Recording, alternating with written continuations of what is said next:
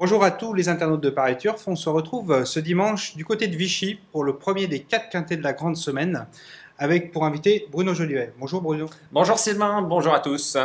Donc ce quintet est réservé à des 4 ans et plus, le prix du thermalisme et va se disputer sur 2000 mètres. Comment trouves-tu cette épreuve Bruno ?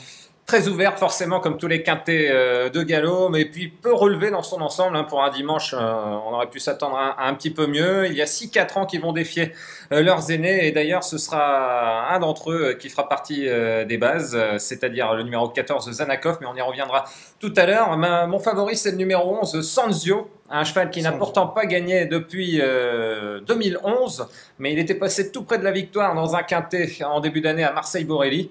On s'aperçoit aussi que Franck Blondel, le premier jockey de l'écurie Séroul, l'a choisi de préférence à Supreme Wisdom. Et puis il semble plutôt pas mal placé dans cette épreuve, donc j'en ai fait mon favori, même si ce n'est pas un coup sûr gagnant. Et pour contrer Sanzio, qu'est-ce que tu vois bien ?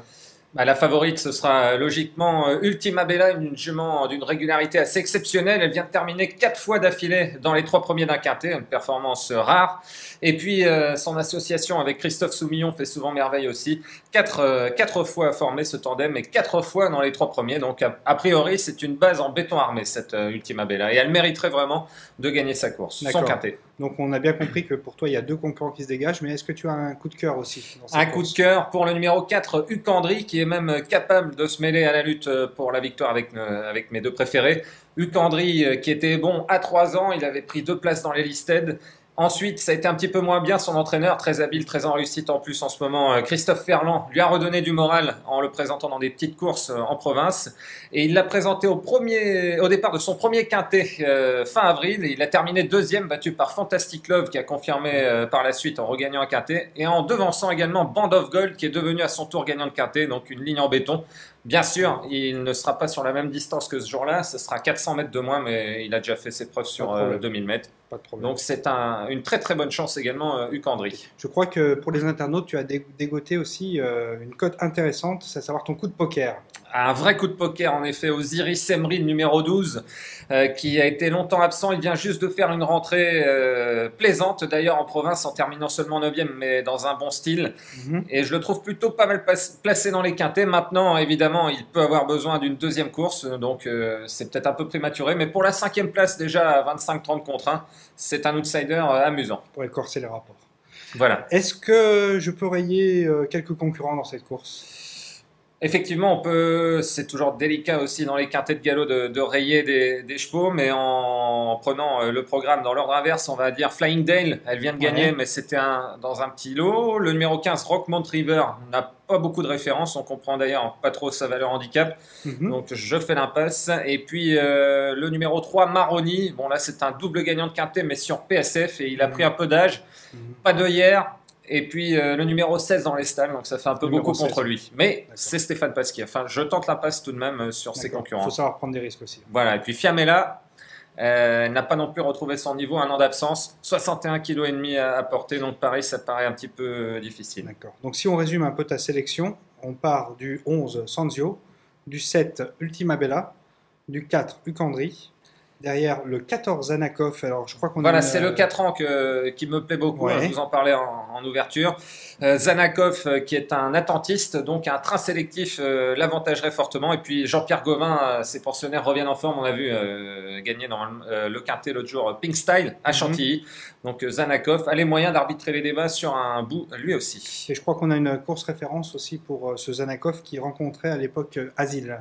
Voilà, c'était à Saint-Cloud en début d'année. Zanakov était venu faire illusion à mi-ligne droite d'ailleurs. Une belle accélération. Et puis Al Noras, un pensionnaire de Freddy Head, lui était tombé dessus, entre guillemets, à la fin. Mais il fournissait vraiment une très très bonne performance. Et Asile, qui est resté sur 2 victoires consécutives, avait bien tenu sa partie jusqu'au bout, 6e. Ensuite, elle a déçu dans une listed, mais là, elle retrouve une opposition à sa portée. Donc Asile, c'est la préférée des 2 pensionnaires de François Rouault au détriment de Maroni. Et donc, entre ces 2 chevaux-là, tu vas intercaler le numéro 13, Deep Ocean. Deep Ocean, indissociable de Zanakov et également d'un autre de Sanzio. Voilà, ils avaient couru tous les 3 sur la PSF lyonnaise en début d'année.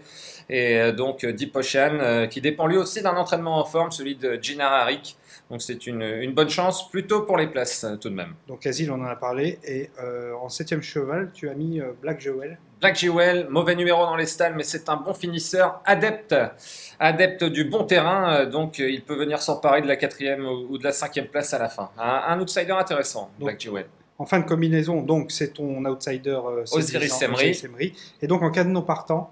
En cas de non partant, il y a un petit regret, on va dire, pour Supreme Wisdom, que j'avais vu débuter au mois de mars 2011. C'était à Saint-Cloud et il était entraîné par Alain de Royer-Dupré. Il avait vraiment bien gagné avec Gérald Mossé. Ensuite, des problèmes de santé, 3 fois déclaré non partant, dont la dernière fois d'ailleurs le 28 juin, ce qui peut inquiéter quelque peu, c'était à Vivo. Et en plus, la cause était mise boiterie, donc... quelques semaines après, aura-t-il parfaitement récupéré? On ne sait pas, mais en classe pure, en tout cas, il vaut largement un lot de ce genre. Il doit être même plus doué que Sanzio, mais on fera confiance à Franck Blondel qui a choisi Sanzio. Oui, tout à fait. Et donc, si maintenant on élabore un conseil de jeu, je crois que tu choisis le multi, un jeu que les turfistes aiment beaucoup. Voilà, un jeu qui peut s'avérer rémunérateur dans un tel lot en prenant... Mes 4 bases, donc le 11, Sanzio, le 7, Ultima Bella, le 4, Ukandri et le 14, Zanakov, associé au numéro 13, 2, 8, 12, 6, et puis on rajoutera également l'As, le 5, le 9 Silver Northern, pas si mal la dernière fois à Compiègne, bon ça pour une belle surprise, et puis le 10, Lemon River également. Et donc ce sera du multi 5, donc on peut avoir peur du prix, parce qu'on a 27 4 euros. bases plus 9, c'est 27 €, mais pensez au flexi à 50%, vous en aurez pour 13,50 € avec une possibilité de toucher un joli gain. Du côté de leturf.fr, il y a une cagnotte ce week-end. Sachez que si vous trouvez 2,55 au cours du week-end, samedi et dimanche, donc, il y a 3000 € à vous partager. Bonne chance à tous, à bientôt. Merci, bonne chance à tous.